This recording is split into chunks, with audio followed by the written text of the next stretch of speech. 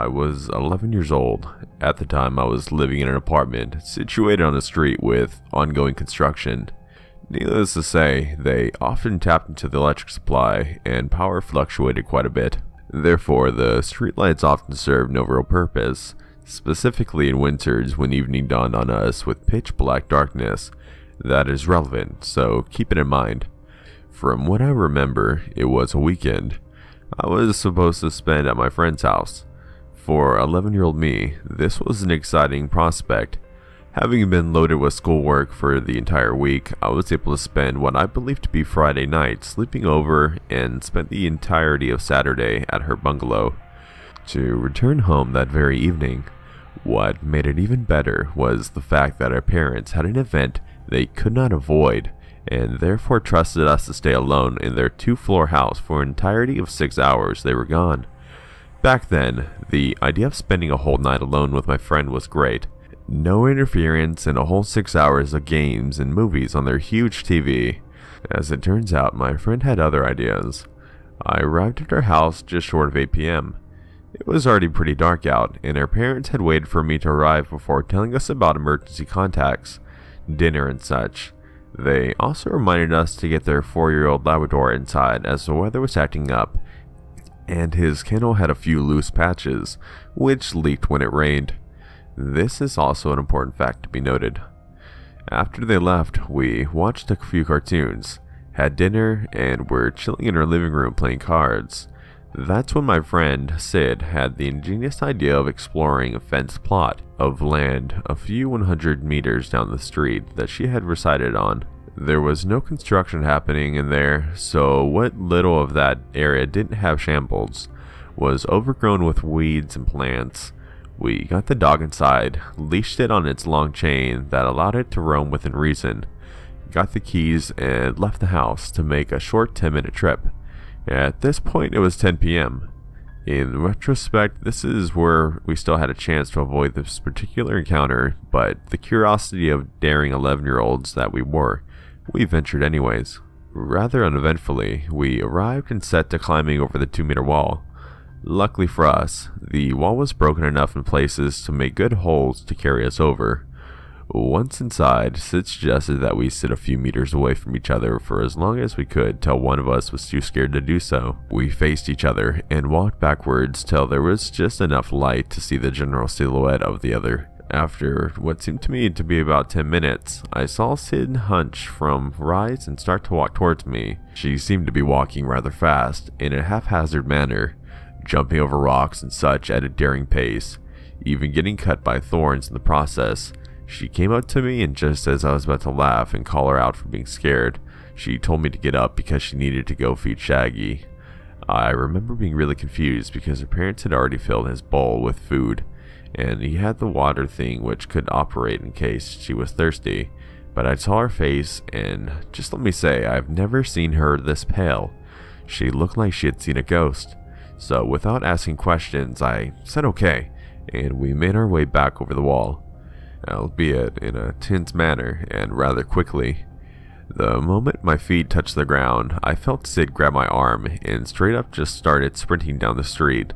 To put things into perspective, I had a bruise from the way she was grasping for 2 weeks straight, so we ran like hell was chasing us, arrived at her house, and went in through her front yard fence gate. A towering metal gate with odd bars, and she told me to unlock the front door while she deadbolted the metal gate various locks into the ground, the two gates to each other. At this point, I was starting to panic, but we get into the house, and Sid then proceeds to run around the house, locking and closing all possible windows and doors, as well as pulling the curtains shut. I was very confused as to why she was doing this, and so was the dog, who stood there and followed her around while she did so. After about 10 minutes, she came back into the ground floor living room, and with a very scared expression explained to me that the reason she did all that was because while we were there sitting apart, she happened to glance away from me for a few meters to my right to see a human silhouette crouching in the bushes. She thought she was imagining it until it moved closer to where I was sitting, and seemed to be unaware that my friend was watching them. She did not want to startle me or the person, and so she made up having to feed her dog as an excuse to get out of there without alerting the person still crouching there. After hearing this, I was quite shaken, and we hugged for a few minutes, deciding not to tell our parents as they had very much warned us not to go out of the compound. We did not want this to be the last time alone together having fun, so we peeked out the window into the street, which seemed to be empty as far as we could see, and proceeded to put it all behind us. The excitement took over our minds once again. I would have loved to say that this was the end of the story, but what happens next stuck with me till date, and I hold fear of that situation from that point onward. To give you an idea of the layout of her compound, her house was surrounded by two sides by a lawn, and the lawn was surrounded by a wall, some 2.5 meters high. The wall had one entrance, where the tall metal gates I talked about previously. The house itself had windows all around its perimeter, as well as two potential entrances, the first being the front door, while the second being a door to its small attached space next to the house, which was made of see-through metal, like the kind which metal fences are made out of being stronger. The space had a metal door with a lock only accessible from the inside, as well as a door which was on the wall. This space was attached to inside the space. However, the door only had a deadbolt on and was made of light wood. This is also of importance. So, an hour or so after the incident, we were upstairs in an air-conditioned room playing games on a computer and talking about whatever it is 11-year-olds talk about when we heard the dog downstairs. It was growling and seemed to bark at random intervals. Keep in mind that her dog was a friendly Labrador who rarely ever growled or barked aggressively. My friend went to get the dog upstairs to her room, and after she returned, she informed me that the dog was standing near the front door growling at it, and that it took her quite a bit of effort to get him upstairs as he kept trying to go back there. We were really confused as to this was unusual for him to do, and thinking that a stray dog may have caught his attention, we decided to go into the balcony attached to her room that gave us a view onto the front lawn and a part of the street directly in front of the house. Instead of seeing what we assumed would be a stray dog or cat, we looked down and see a person standing very still in her lawn in front of her front door. In the limited light, we could make out heavy layers of muddy-looking clothes and a head full of hair that looked very matted. The dog was with us in the balcony and was whining to be let out. We crouched in the balcony, and right as we were about to discuss what we should do, we heard what sounded like the front door rattling as if someone was trying to open it with a handle. We creeped back downstairs, only to realize that this person had now moved onto the window next to the door and was trying to open that. The realization hit that he was trying to find an entrance into the house by going around the perimeter. Just as we were about to creep back upstairs, my friend grabbed me again, and in a hustle tone told me that she had forgotten to lock the attached space door in her hurry before. We both looked at each other and paled as we realized that it would gain the intruder easy access into the house, as the inner door had nothing but a deadbolt. At this point, we heard the windows rattling behind the house, nearly 3/4 of the way back to the front again. The attached space door was a few meters away from the front door, and we were lucky that he had chosen to go around the other side. She told me to wait by the inner door with the dog while she went outside and bolted the metal door. She then informed me to close the door as soon as she returned, and that if she was caught, to let the dog outside, to close the inner door as directly as possible as to not give myself away. We were both terrified, and since we had no time to argue about it, I stood guard at the inner door while she went to the outer door, fumbled with the lock, and returned inside, practically running as quietly as she could.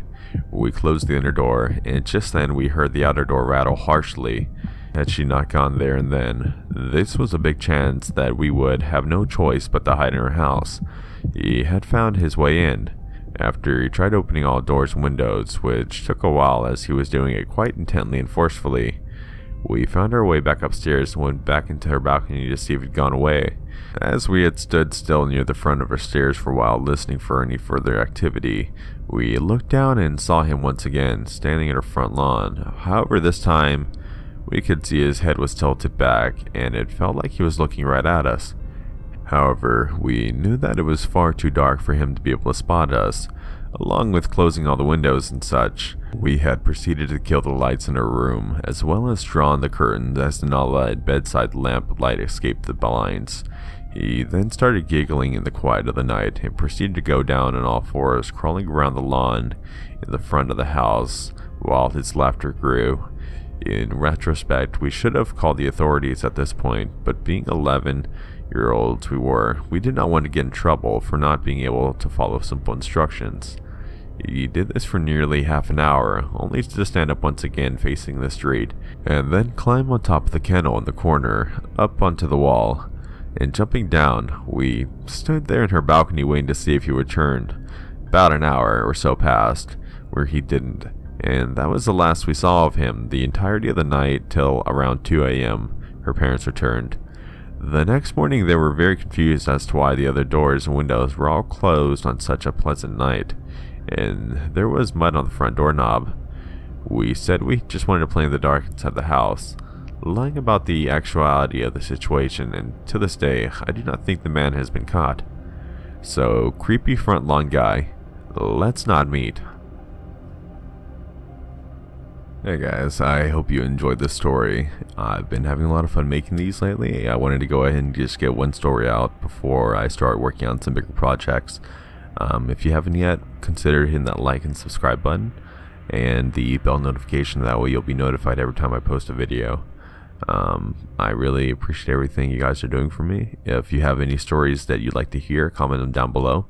I'm always open to criticism, so if you feel like there's anything I can work upon, I'd love to hear it. Alright, thank you guys.